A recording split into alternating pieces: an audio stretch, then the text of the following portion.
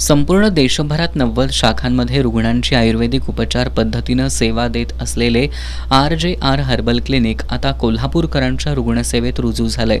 कोल्हापुरातील मुक्तसैनिक वसाहतीमध्ये हॉटेल राजधानी शेजारी आर हर्बल हॉस्पिटलच्या महाराष्ट्रातल्या 8व्या शाखेचं उद्घाटन प्राध्यापिका डॉक्टर कल्पना पाटोळे, किरण पाटोळे आणि आदिराज पाटोळे यांच्या हस्ते करण्यात आलं.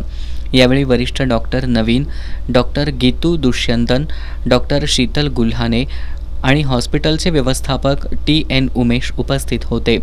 विविध आजारांनी त्रस्त असलेल्या रुग्णांवर आयुर्वेदिक पद्धतीनं योग्य ते उपचार या हर्बल क्लिनिकमध्ये केले जात असल्याचं यावेळी डॉक्टर गीतू दुष्यंतन यांनी सांगितलं.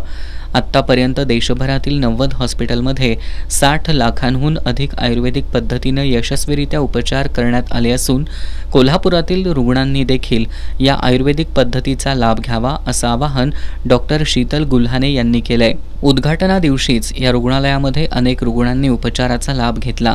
त्यामुळं आज रुग्णालयात मोठी गर्दी झाल्याचं पाहायला मिळालं.